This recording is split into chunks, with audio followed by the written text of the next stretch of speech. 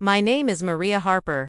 I'm 35, a project manager for a renewable energy firm in Denver, Colorado, where the mountains loom like silent judges over every decision I make. I've always prided myself on precision spreadsheets that balance to the penny, timelines that never slip, a life engineered for control. But control, I learned, is just an illusion when love decides to rewrite the rules. It started 3 years ago at a rooftop networking event in Ladue. The city lights glittered below, and I was nursing a club soda, mentally drafting tomorrow's presentation, when Dylan Mercer slid onto the stool beside me. He had a crooked grin and eyes the color of a summer storm gray with flecks of green. He didn't open with a line about my dress or my job. Instead, he asked what I thought about the new wind farm proposals up in Weld County. I was so startled someone wanted my actual opinion that I answered honestly, passionately, for 20 minutes straight. He listened like my words were the only ones in the room.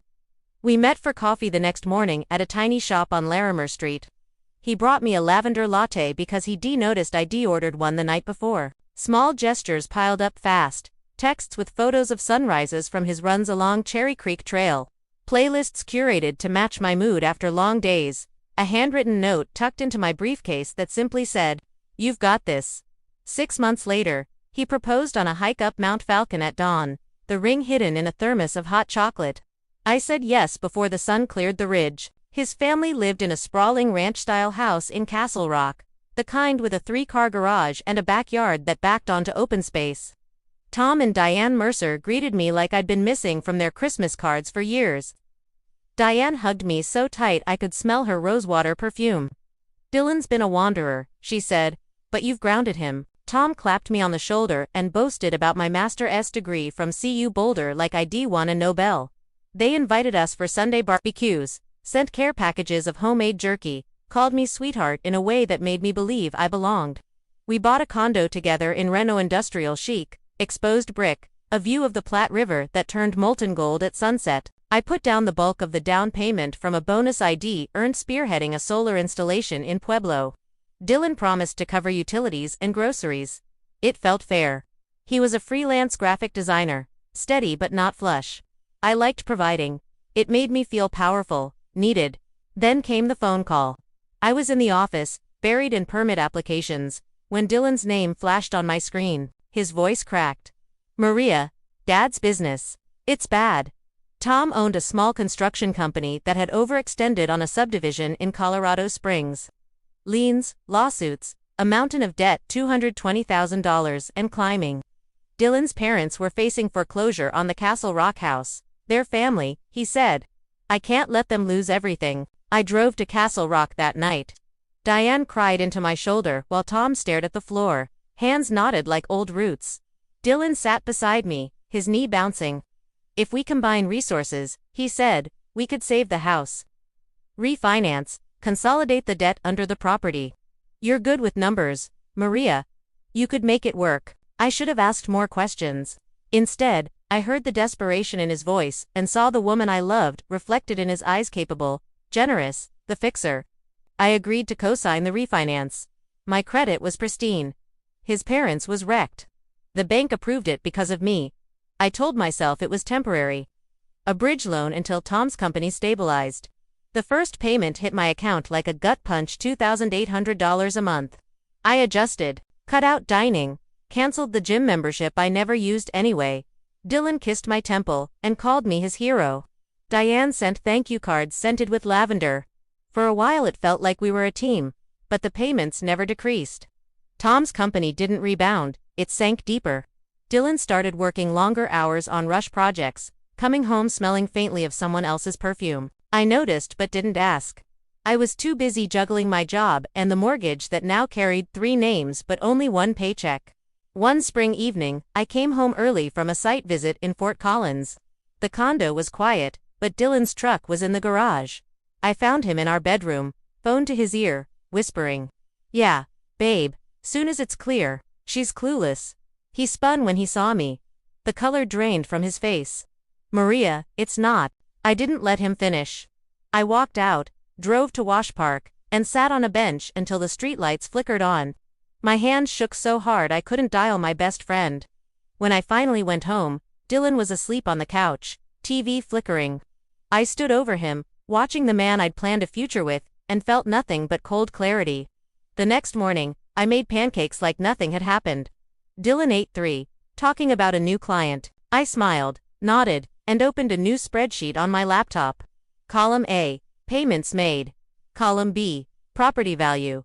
Column C, equity. I'd been paying the mortgage for 18 months.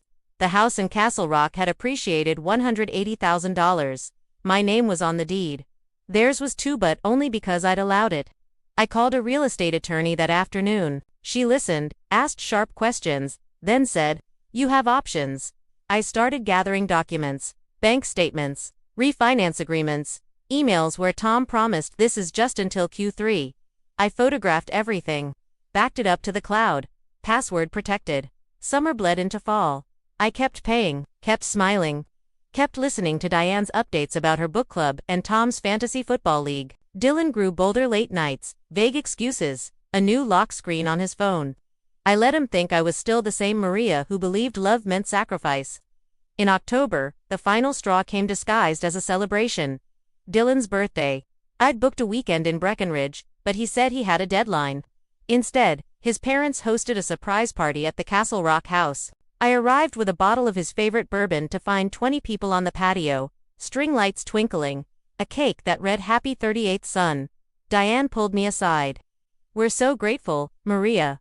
Once the debt's gone, we'll pay you back every cent." Her smile didn't reach her eyes. I excused myself to the bathroom, locked the door, and stared at my reflection. The woman in the mirror looked tired, but her eyes were sharp. I texted my attorney. "Ready?" That night, I slept in the guest room of the Castle Rock house, claiming a headache. The walls were thin. I could hear Dylan laughing with his buddies on the patio, Diane clinking glasses, Tom boasting about the new deck I'd paid to have stained. I lay awake, phone in hand, and emailed my attorney the last batch of documents. Subject line, "Close it." The next morning, I drove back to Denver before anyone stirred. At the office, I blocked out my calendar for personal matters and met with HR about FMLA. Ironic. Since the only family I was protecting was myself. My boss, a no-nonsense woman named Priya, raised an eyebrow but signed the form. "Take what you need, Harper. You've carried this company for 2 quarters." I spent the week in a blur of conference calls and quiet maneuvers. The refinance had a clause I'd overlooked in the beginning, an acceleration trigger if the property went into default.